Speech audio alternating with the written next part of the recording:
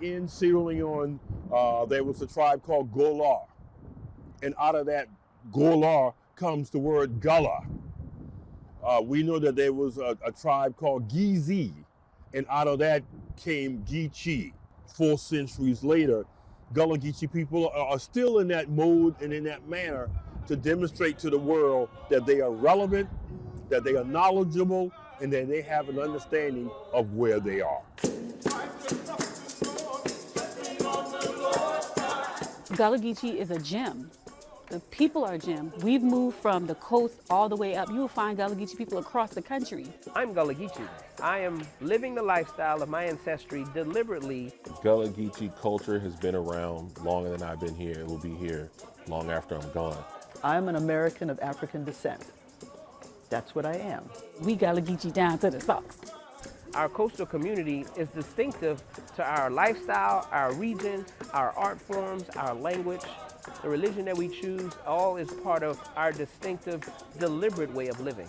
To understand, without the African presence, there's no South Carolina.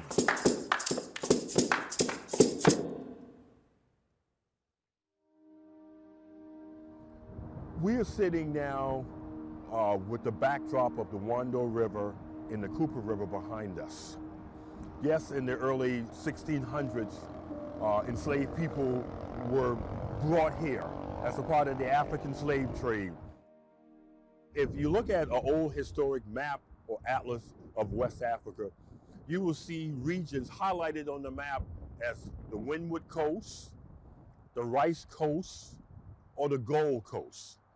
Today, modern countries of Guinea-Bissau, Liberia, Nigeria, and Sierra Leone is in the same geographical area today. And what we know is that Africans were often captured in the interior of Sierra Leone, brought down the river, and then taken to what we call today Bunce Island. They are separated, men and women, and then they are placed in separate holding cells in preparation for this trip to the New World. From that location, you're then packed upon a vessel that you have no knowledge of where this vessel is heading. Not all Africans that were packed into the bottom of these slave ships to die, but they survived of meager rations, of meager sunlight, of meager exercise. We also have to highlight and share that when opportunity arose, many of them jumped overboard. But strength of body and character and mind allowed them to arrive here. Now, once they're here, they're placed in a position where they're being sold, taken to locations, places that they have no knowledge of, but they notice that the topography, the atmosphere, the environment, the weather, some of the plants were similar to what they left from. But ironically, the European individuals that brought them here recognized, whether they had a full understanding or not, that these people did possess knowledge, skill, ability, and technology. Their first step on North American soil was on Sullivan's Island in what we call pest houses or lazarados. And it was in these buildings where they were quarantined or kept 10 days to determine whether or not they were healthy or whether they were diseased or whether they were infirm.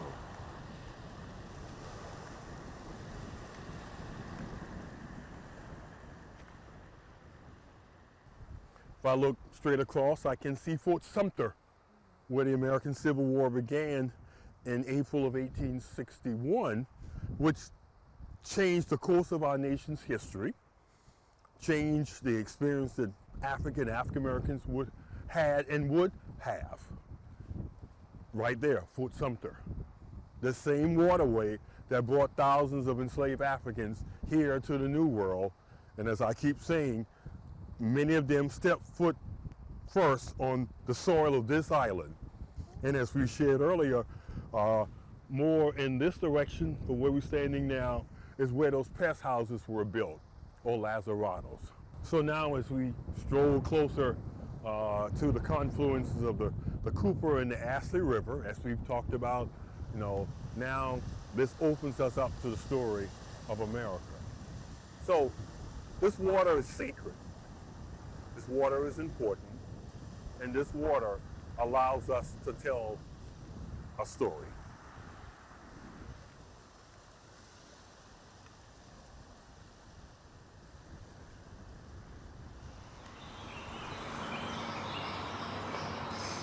Slavery is legal in South Carolina for 195 years. People being brought via the river, which is the most common practice, whether it's from a plantation up the Cooper River, up the Ashley River, and they're going to be sold in Charleston. They would be ferried to the wharves on the east side of the peninsula, the Cooper River, and they would be walked from that ferry to that warehouse, which was being used to hold them prior to the sale.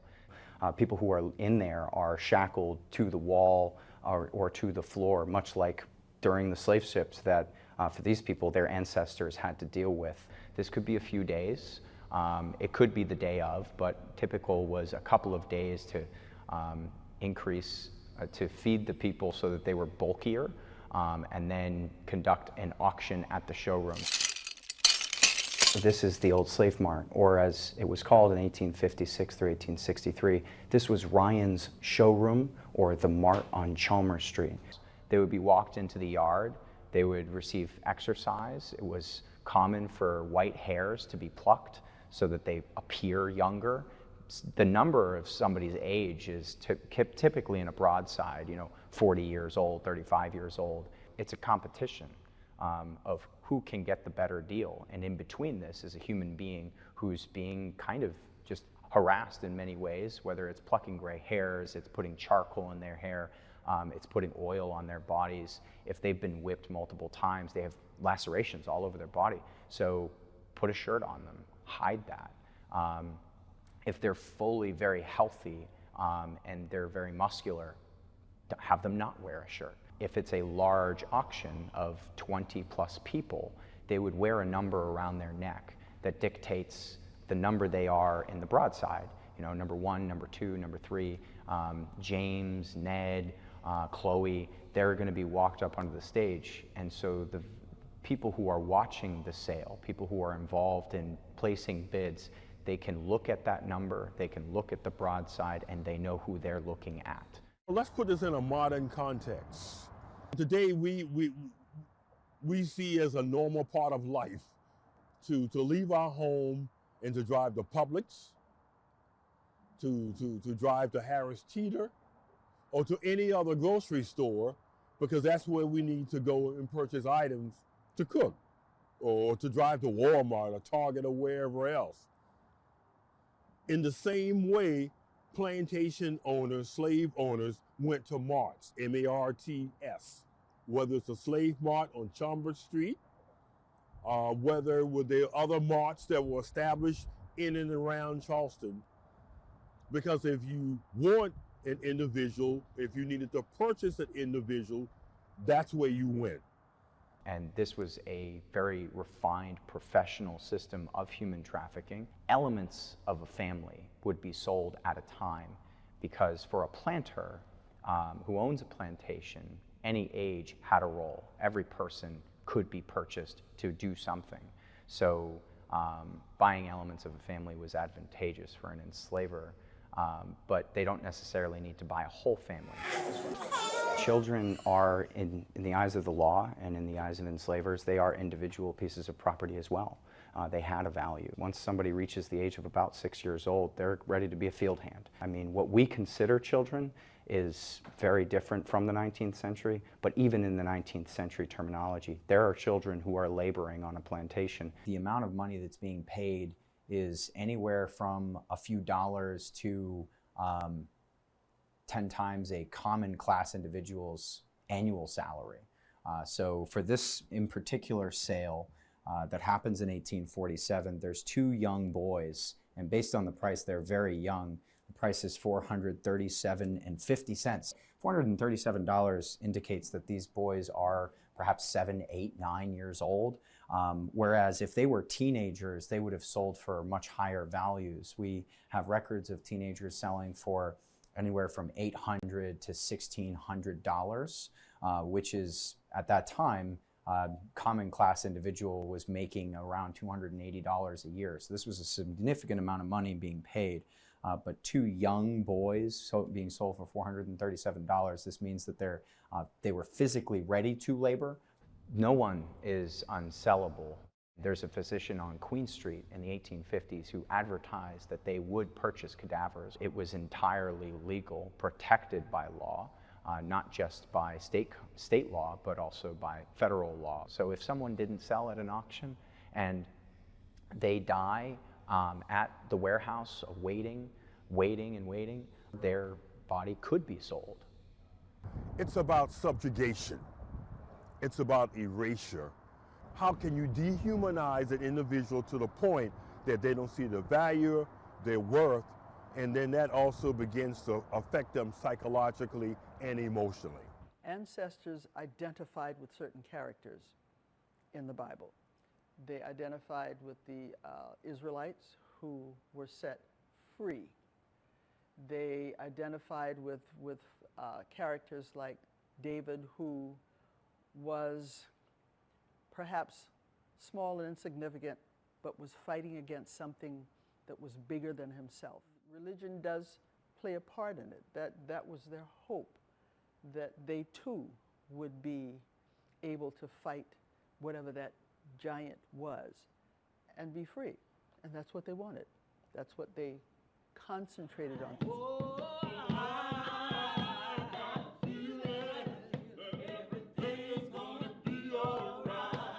And when you hear the spirituals, you know, some people, oh, it's just slave stuff. No, listen to them. They are describing what's going on around them.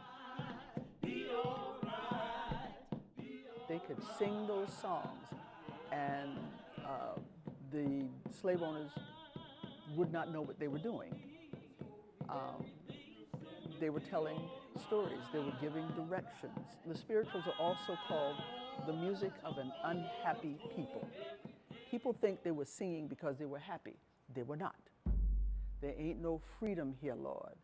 There ain't no freedom here, Lord. There ain't no freedom here, Lord. I wish I ain't never been born. The song's entitled, Lord, How Come Me Ya? It's a song about a woman who has issues with God.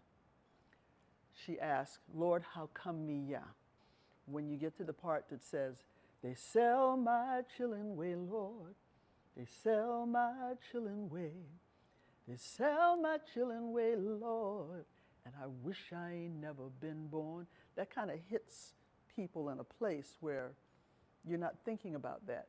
Children are sold like puppies. Sometimes I feel like a motherless child. Why do you feel like a motherless child? Because your mama is gone, or you've been taken apart from her. Wade in the water.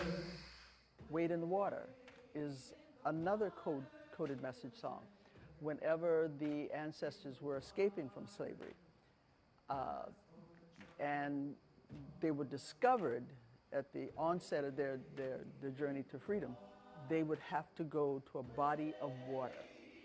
And they go to that body of water because dogs are chasing them, and the dogs can't tell the scent when they hide in the water. In that water are alligators and leeches and all this other stuff that you don't want to be bothered with.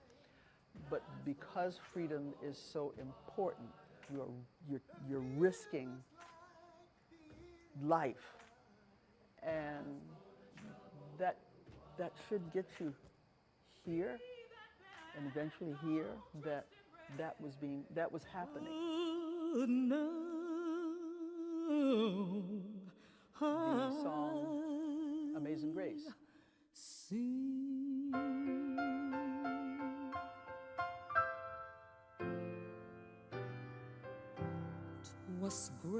The melody was given credit to Unknown, and the only place he could have heard the melody for Amazing Grace was on a slave ship. And grace When they were moaning and groaning. is relief. Amazing Grace was born as a result of the ancestors who came across from the Middle Passage. They were singing even then. The energy in the black church is different from energy anywhere else. Even the funeral services are energetic. It's just the energy that the ancestors practice while in church. We like to clap, we like to sing, we like to shout. They had their rhythms even though they didn't have the drums.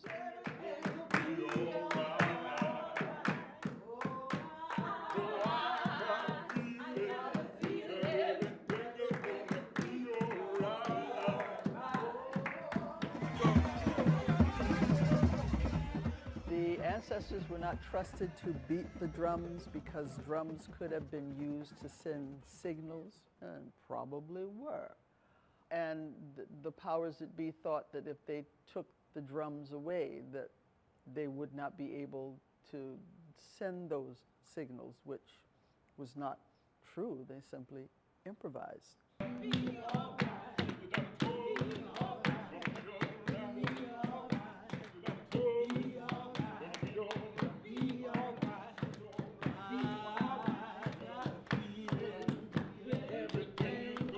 Even with the ring shout, the counterclockwise is going back to Africa.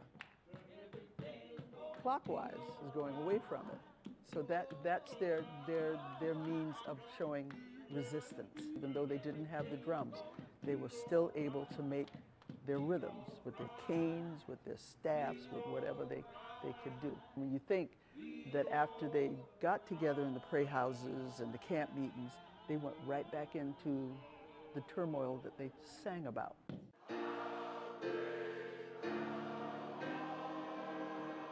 When the Emmanuel 9 incident occurred, and the thing that we did instinctively was to gather and pray. And there were folks from outside that circle who could not understand that. And somebody asked me, how are you able to do that? And I said, because we've had so much practice. For us, it's a connection. If you forget where you come from, you can't possibly know where you're going to. My children,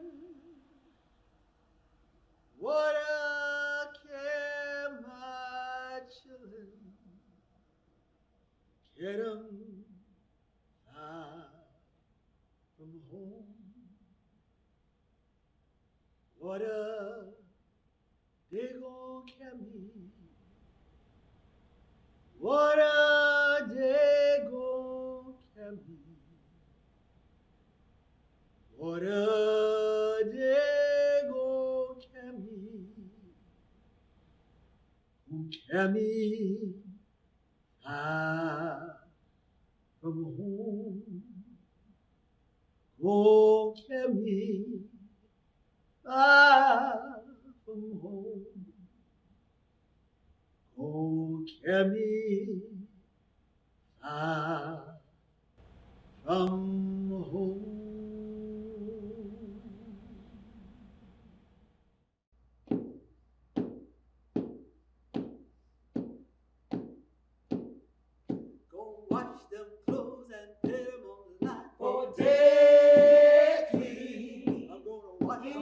Anayeri Waifase, which means, did you hear what I said? Code switching from Gullah-Geechee to English was really important and pressed upon us.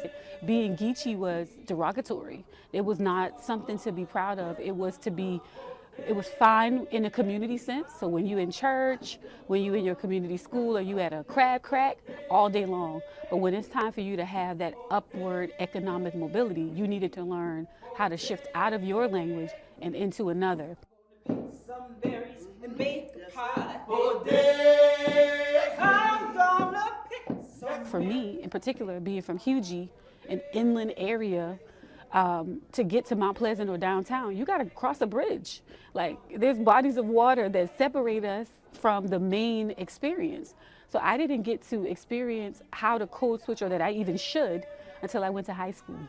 Because elementary through middle school, I was immersed in just being from Gullah-Geechee and being Gullah-Geechee. I got to high school and it was, oh, now you go to hand in hand and you're sitting in class with white students where that wasn't the norm. And I had to figure out how to communicate with them, and that's where it was glaring for me that my language was different. We don't frequently use the verb form am. So where someone would say, I am pretty, in Gullah we say, I pretty. We remove that structure. Is, was, were. We don't use those forms, we take those out. She is gone, she gone. She was gone, she been gone. Is how we would say those forms. So Gullah is an official language, and so there's a documented structure to the language that has been traced across time and connected back to the original African languages. They separated the enslaved based on the tribes that they came from, so that when they got to the isolation of the plantations, they couldn't plan revolt. So by putting them on these plantations and not speaking the same language, they were forced to then come up and create a language to facilitate communication. Not only communication between the enslaved, but communication from the enslaved to those who own them.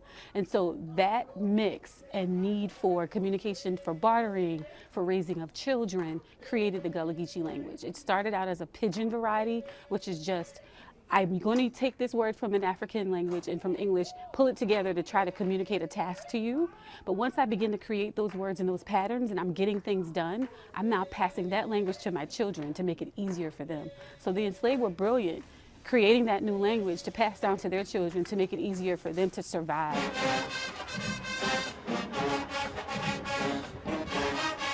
When I studied at SC State, which was 2008 to 2010, I took a research class, and in that class, I did a study on Gullah grammar, Gullah language. That class alerted me to the fact that, number one, there's not enough research that's current, and that in speech path, we have people who are serving kids who speak another language like Gullah and are placing them in special services just because they sound different than other kids. So my book is the Little Gullah-Geechee Book, A Guide for the Kamya. And I wrote it because I was doing work with one of the school districts in the Low Country. And every time I would do this work, I would meet teachers who got jobs in Charleston from the Midwest. They're from Minnesota, wherever. And they would come into the classroom and they would immediately say, oh my gosh, all these kids speak a different language. I don't understand these kids. I don't understand their parents. What is happening? And so in my work, I was introducing them to, look, when you get in the classroom, this is what you're going to hear.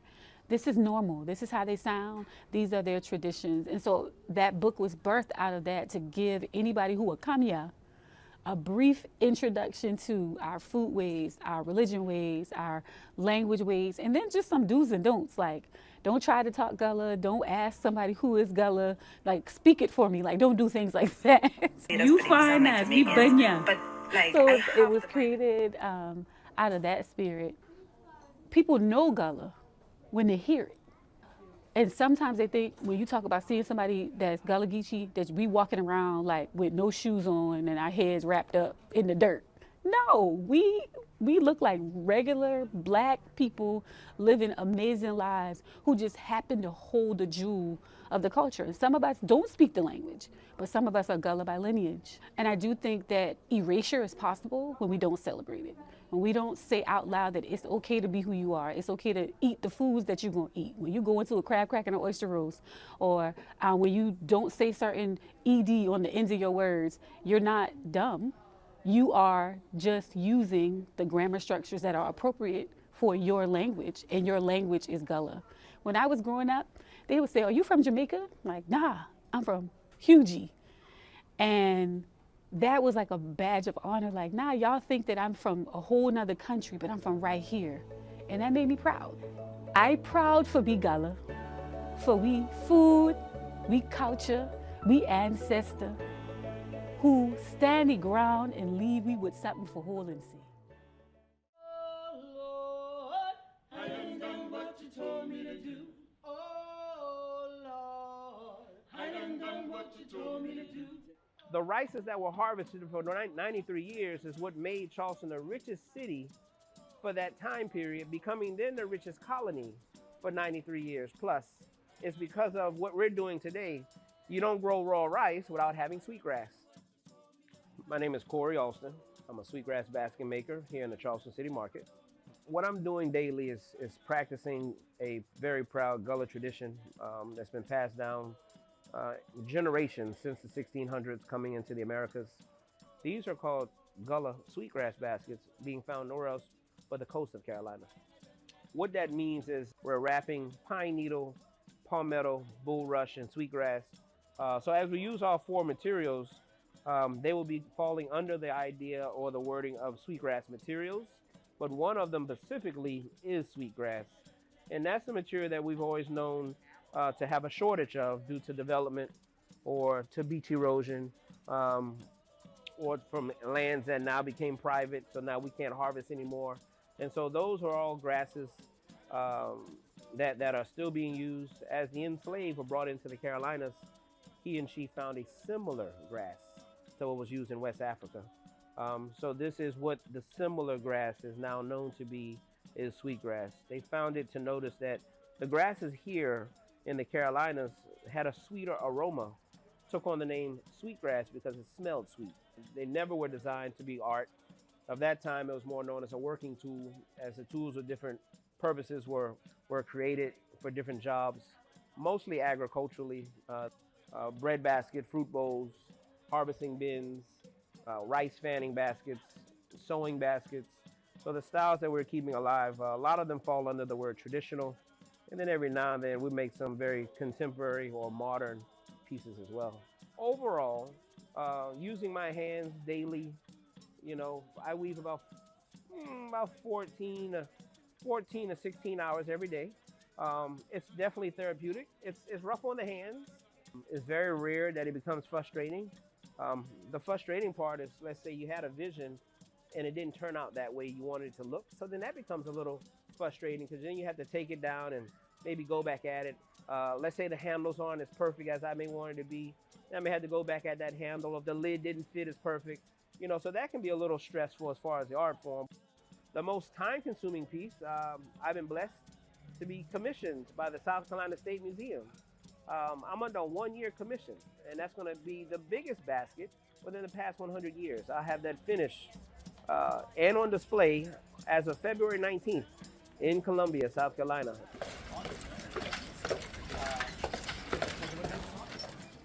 Men were the original weavers making baskets generations before being enslaved. It was very unlikely for a black man to be sitting under a tree for hours on end just making a basket of the 1700s. His job was more pushed out. He had harsh labor jobs of plowing fields and clearing land and fishing and blacksmithing and brick making, and we can go on and on and on of the job of the enslaved man. Women kept the art form alive, passing from mother to daughter, generations. Over 300 years, we make sure we give ladies the credit of passing this proud art alive. As she was taking more of the jobs of the home, closer to the home, basket weaving was also being done by her.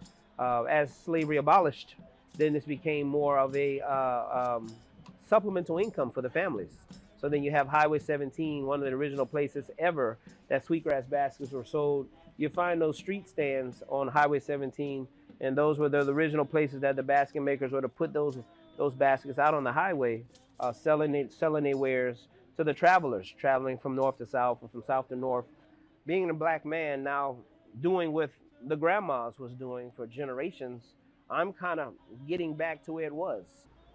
The skill of keeping it alive is definitely something that's considered a pride. I'm very prideful to be a part of this long-living, long-lasting skill set. We're proudly keeping the traditions of our ancestry alive.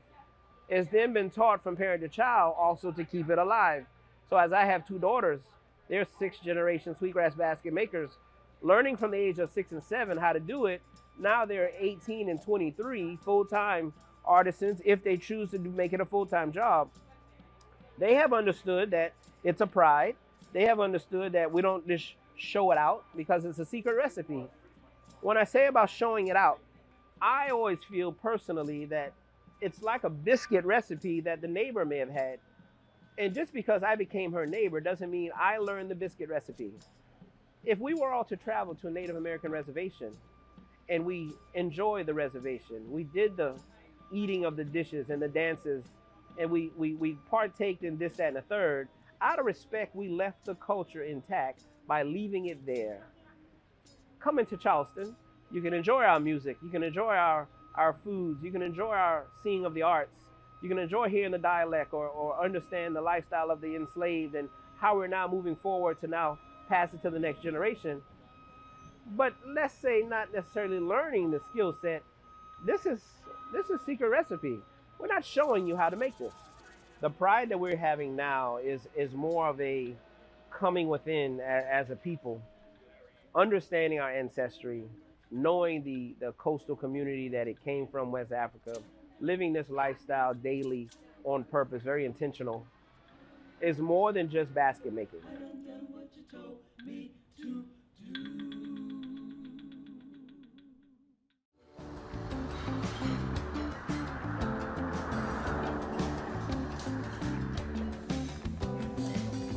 We are sitting in My Three Sons.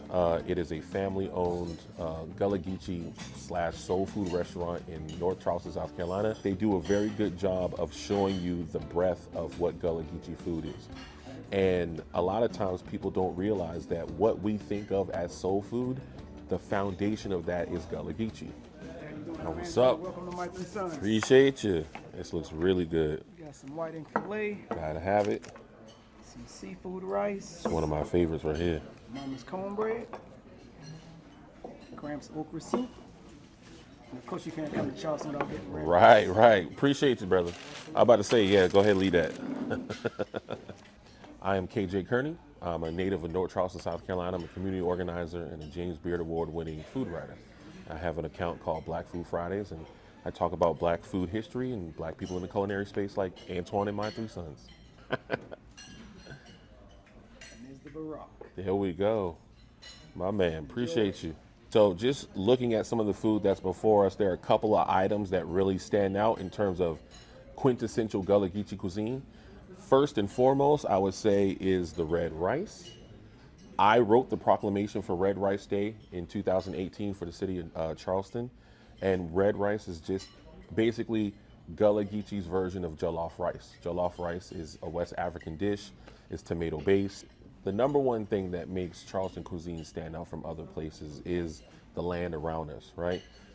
My ancestors were brought here because of their knowledge of rice and how to cultivate rice. What a lot of people don't know is that rice, not cotton, was the thing that was being cultivated that made Charleston the wealthiest city during the time of the 13 colonies. Not cotton, not okra, not nothing else. It was rice. So we have a lot of experience with it. And I think just, to be honest, we do rice the best down here. What we like to do is we like our rice to, they say, stand up, right? We like our grains to be individual, not like a sticky rice. Although sticky rice is fine, that's just not how we do it down here. And so we're very particular about that. That dedication to learning how to cook rice permeates into everything else that we do. There's a level of ingenuity that goes with the cuisine that to the normal person, they're just eating and it just tastes good. Another thing that I see on the table that I think is quintessential Gullah-Geechee is the okra, right? A lot of people don't know that okra is in the same family as cotton and hibiscus, same exact family. And so you can do things with the pod, you can eat it dry, you can eat it raw, you can, put it in a stew like, a lot of people do. They do an okra stew here. It's a great thickener. I actually make lemonade out of okra water. The mucus of okra and how to turn that into something delicious. That's not an accident. That's institutional knowledge, and that comes from practice. And then last but not least, shrimp or grits. I mean, that is a Charleston invention. That is a Gullah-Geechee invention. The Native Americans, they were doing grits way before us. But we took the grits and the abundance of seafood that was around us, put those two things together, and we made a hit, man. We are the foundation of what soul food is in this country, period. We wasn't eating this necessarily because we ain't had nothing else. This was our food way. When we were in Africa, we ain't waste nothing. When we got here, we didn't waste nothing. But think about this at the time, right? Crabs were everywhere, right? Shrimp was everywhere. It wasn't an industry yet. There weren't restaurants, right? So you can just go to the water. It was everywhere. So just because certain people weren't eating it didn't mean that it wasn't a delicacy, right? So it wasn't like we stretched the seafood. It was everywhere, right? Rice, again, we was growing it. It was everywhere. So there were other dishes, right, within the canon of soul food that maybe you did have to stretch, like a chitlin or a pig feet or something like that. But even still, it wasn't stretch in their mind. They were just being sustainable before we gave it a word. Soul food is definitely food of love, but it's also history. And the further we get away from our food, what I mean by that is we're not growing our rice anymore. We're not slaughtering our own hogs anymore. So the further we get away from our connection with food, the less it becomes about the history and the more it becomes about the celebration or the sustenance, right? So it's our fault that we are now just associating soul food with comfort and good times and not hard work, not ingenuity. That's on us. That's not on our ancestors. It's an oxtail focaccia, bro. This is one of the most gorgeous pieces of bread I've ever seen in my life. I would say that my passion for Black Food Fridays stems from my work as a community organizer. But when COVID shut the world down, I realized that, you know, they say when the world catch a cold, Black people catch the flu. I knew that our businesses were going to be hit hardest, and I didn't know what I could do to support. So I figured the least I could do is let people know where they can go eat. Because every time my family comes to town or my friends want to know where to eat, they calling me. So I created this little list on Google Maps. It got shared like 9,000 times. I didn't even know your maps could be shared that many times. And then when the world shut down, I took that list, I basically put it on Instagram, and then the rest is history. But it is interesting to be a native and to see so many people suddenly care about the culture. That is new. I do think that we have to protect from people creating new narratives about our culture.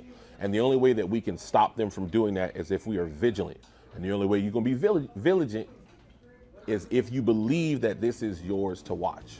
This is yours to take care. That doesn't mean that we stop innovating. It doesn't mean that we stop growing and adapting and creating new recipes and new traditions, but we do have to own the ones that already exist. Otherwise, somebody's going to move down from Ohio and they're going to make their own story about what red rice is.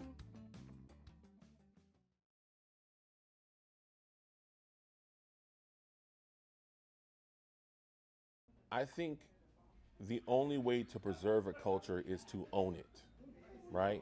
You can't preserve anything that you don't own. I fully believe that South Carolina can do that, because why would we not want to recognize something that is extremely unique, extremely precious, and ties us right back to Africa just in the way we speak? There's nowhere else you can say that except for with our Gullah culture.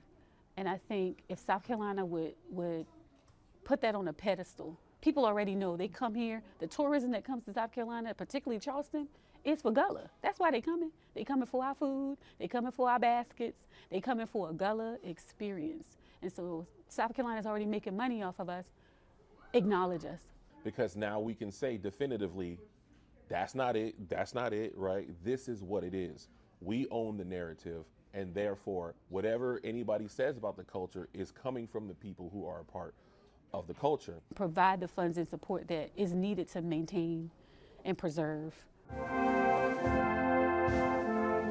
Now, our nation is moving towards celebrating in July the 250th anniversary of the establishment of the United States. In many respects, without this African presence, where is the United States? Without this African presence, how do the building blocks form to form these 13 colonies into a United States or a nation? And so I think as we begin to move toward July, and if we begin to have conversations, we cannot leave out the life, legacy, and history of what Gullah people did here in Charleston to help to affect and shape the birth of a nation. The 4th of July, frankly, meant little to the ancestors. it meant freedom for America, but in our ancestry, we were property. Pigs, chickens, cows, tables, they weren't declaring any independence from anybody. They were still slaves. Apparently it didn't work because many escaped, many left. No, I'm not buying that. No, many of them did not buy that. There's something wrong with this. And they left. So that mindset didn't connect with the ancestors.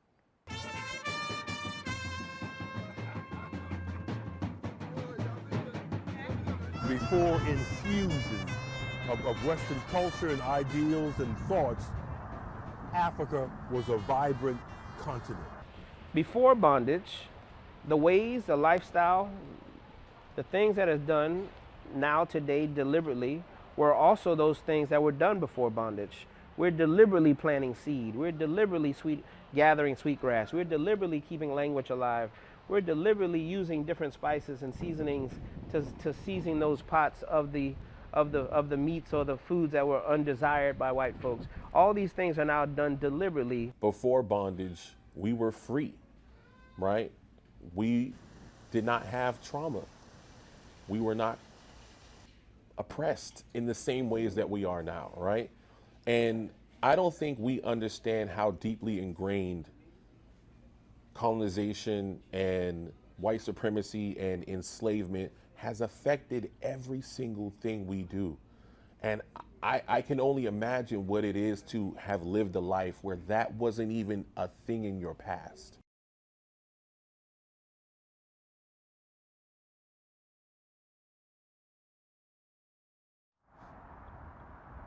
I cry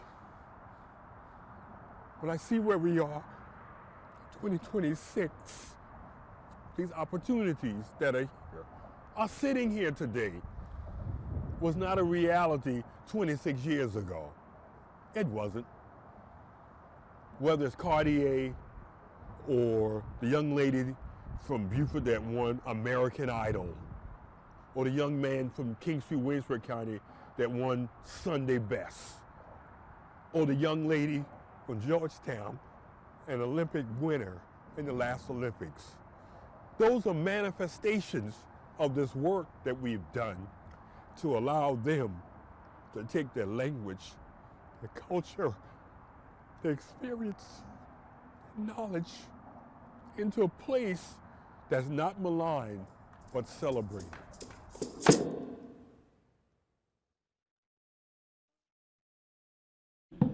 I got a Bible I can read.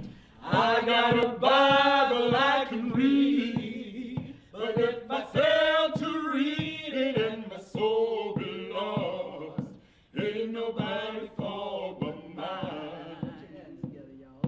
Nobody fault but mine. No, nobody fault. Nobody fault but mine. If I die and my soul be lost, ain't nobody fault but mine.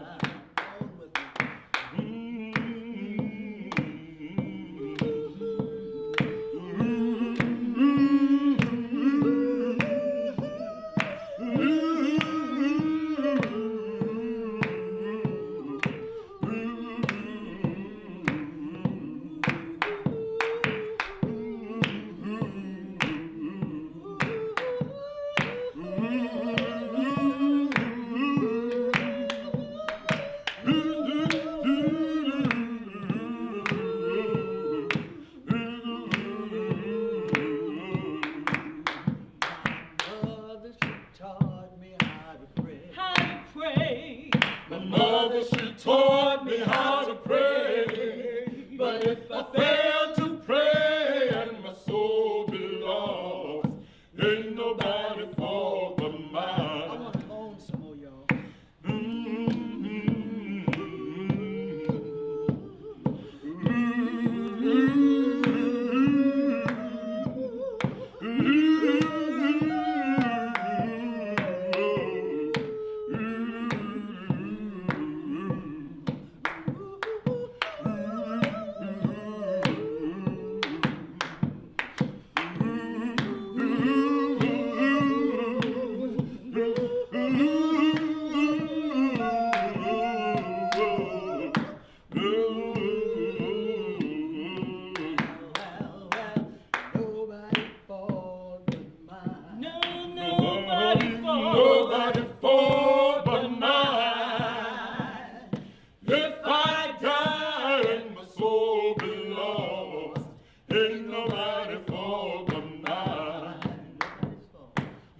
nobody for but mine. No, nobody for. Nobody for but mine. If I die and my soul belongs, ain't nobody